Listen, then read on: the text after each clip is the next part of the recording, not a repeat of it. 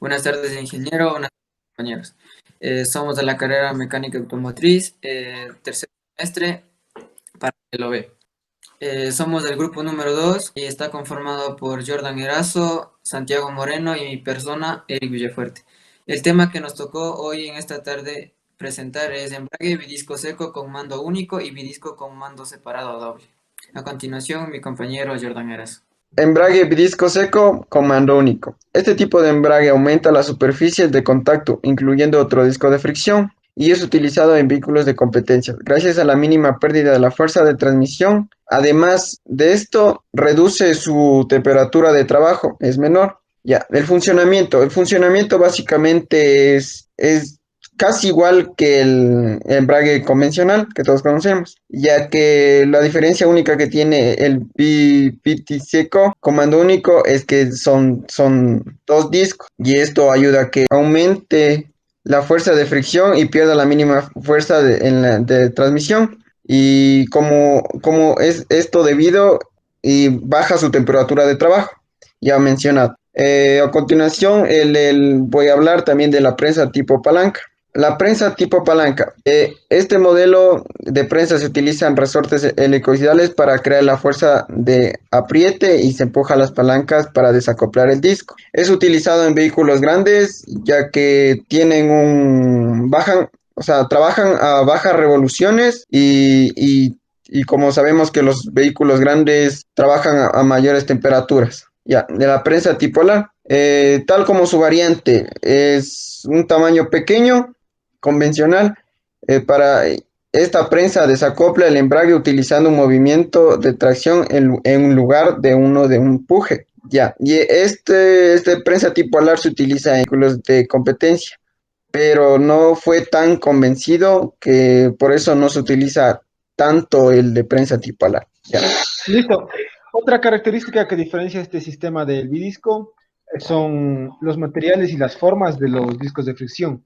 ese es todo. Pues tenemos dos tipos, los radiales, los convencionales, y los discos de fricción de pastilla, que pueden ser desde hasta 3 salientes hasta 9 o las que se requiera según requerimientos del fabricante o los esfuerzos a los que esté expuesto el vehículo. A continuación les voy a dar las partes. Les voy a leer de derecha a izquierda. Primero, como podemos ver, el volante de inercia. El segundo, el disco. Tercero, la placa separadora. Cuarto, el segundo disco. Quinto, la placa separadora. Podemos ver el diafragma y el plato compresor. También les voy a hablar sobre los materiales. Los materiales, pero no obstante, no todos los discos de embrague están fabricados del mismo material. El mayormente y más utilizado convencionalmente es el orgánico. El orgánico posee una relatividad de tolerancia a sobrecalentamiento, ya por lo cual es una gran ventaja y por eso se utiliza más. Su entrega progresiva de par, un tiempo inicial de funcionamiento anormal, casi nulo, de los idóneos para vehículos de competencia elevados hasta 400 caballos. Y en caso de competición en circuito, como vehículos similares de potencia en los que se busca alta durabilidad. Kevlar, usado en vehículos de circuito que requieren elevadas potencias y usos muy intensos. Resistencia elevada a su uso intenso, pero en estos no recuperan sus propiedades luego del mismo. O sea, básicamente sería, o sea, no sería tan bueno como el orgánico, ya que el orgánico básicamente, o sea, tiene tolerancia sobre calentamientos. Vuelta al Kelbar o sea, después de su funcionamiento debe de ser cambiado porque pierde de las propiedades de sus materiales. Carbocerámicos, material idóneo para embragues en vehículos de competición, de aceleración o de drag racing y vehículos de circuitos de hasta 500 caballos con altas demandas de potencia y altos pares. También soporta un uso muy intenso, ideal para aplicaciones donde las presiones son extremas. Metal sinterizado. Principalmente se usa en el caso de los embragues de hierro sinterizado. Su uso está limitado a la competición de resistencias de muy elevada potencia, con un plato de presión adecuadamente dimensionado el sistema es capaz de soportar fuerzas de presión extraordinarias. Cabe recalcar que algo que comparten el material carbocerámico y el embrague de metal sintetizado es que ambos poseen partes metálicas, solo que en un porcentaje diferente. En el caso del embrague de sinterizado, su cantidad de metal que posee es elevada e incluso hay partes que no posee forro o pastillas y que directamente está hecha de metal, mientras que el carbocerámico posee cantidades muy pequeñas que ayudan en su funcionamiento. Buenas tardes, ingeniero, buenas tardes, compañeros. Yo soy Santiago Moreno y les procederé a explicar sobre el sistema de embrague bidisco con mando separado doble. Al igual que el sistema anterior, este usa dos discos, con la única diferencia de que posee un accionamiento doble gracias a un tambor y una palanca de acoplamiento. Este tipo de sistemas de embrague es muy común en labores agrícolas y en cualquier tipo de maquinaria pesada, o también llamadas toma de fuerza. Una característica que podemos ver en estos tipos de embrague es que sus dos discos no son completamente iguales. El primer disco, llamado disco de tracción, posee muelles, los cuales le ayudan a soportar todas las vibraciones que se presenten durante el trabajo. Mientras que en la derecha tenemos un disco rígido, que comúnmente es usado como el disco de toma de fuerza. Y este solo está unido a través de remaches, pues la presencia de muelles es innecesaria, ya que no está expuesto a tantas vibraciones ni a tantos esfuerzos. A continuación procederé a explicar sus partes. Comenzamos de izquierda a derecha. Podemos ver un tambor, o también llamado carcasa, que es aquel que contiene todo el conjunto. Número 2 tenemos una palanca, una de las 6 palancas, que es la palanca que permite accionar al sistema de tracción. La pieza número 1 corresponde a una de las segundas palancas que permite accionar el sistema de toma de fuerza.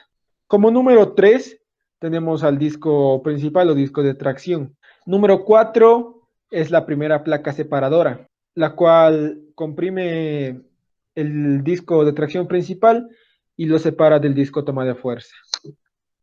La pieza 7 es una corona separadora, que conjuntamente con un elástico número 5 son los que separan estos dos sistemas. La pieza número 9 es la segunda placa separadora, la cual tiene contacto con la pieza número 10, que es el segundo disco de embrague o el disco toma de fuerza, el cual funciona independientemente de la tracción del vehículo. La pieza 6 y 8 son un pasador elástico y una pequeña horquilla que conjuntamente con una segunda palanca son aquellos que activan el sistema toma de fuerza. Conjuntamente y por último tenemos a la pieza número 14, que simplemente es un rodamiento que ayuda al funcionamiento del conjunto. Funcionamiento. Bien, su funcionamiento es un poco más complejo que el anterior, pues cada disco, como ya se ha dicho, cumple una función diferente. El disco principal es aquel que se encarga de la potencia del motor y transmite toda la potencia generada en la caja hacia la transmisión y las ruedas, la que permite movilizar al vehículo. El segundo disco, TDF, o conocido como toma de fuerza, es aquel que se puede acoplar y desacoplar para transmitir la potencia del motor hacia los distintos sistemas auxiliares que son propios de la maquinaria agrícola. Como siguiente tenemos a un tambor que posee 6 balancines con levas, las cuales 3 de ellas con punta plana y 3 de ellas con punta redondeada. Las levas que poseen la punta plana son las que actúan sobre el disco de tracción y las 3 que poseen punta redondeada actúan sobre el disco toma de fuerza. Aquí una pequeña explicación de cómo funcionaría esto. Mientras que el disco principal se desacopla gracias a que se aplasta o se tiene un recorrido parcial del pedal del embrague, la palanca B y A son las encargadas de aprovechar esto y efectúan el cambio de marchas. La palanca B se encarga de proporcionar el movimiento a las marchas de velocidad un poco más constante, ya que sirven para movilizar al vehículo de un punto a otro. Y la palanca tipo A, la más pequeña, es la que se encarga de proporcionar los cambios para un movimiento mínimo, movimientos lentos propios requeridos de una maquinaria en trabajo.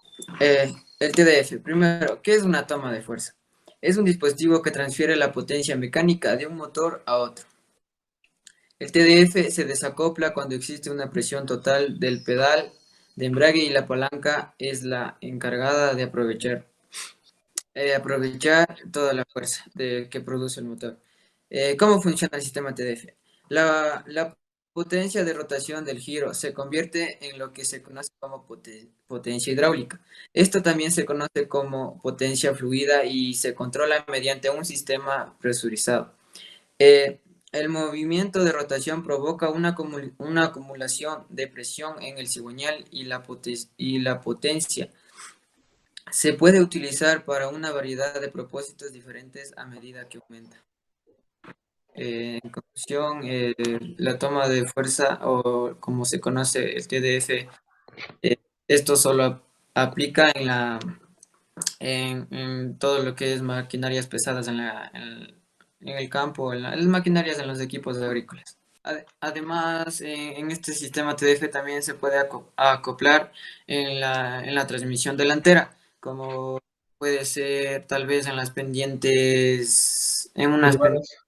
muy elevadas, en unas, tal vez en unos pantanos, con la que cuerda esto más va hacia los vehículos que son agrícolas o van al campo. Gracias por su atención, ingeniero, y esto es el grupo 2.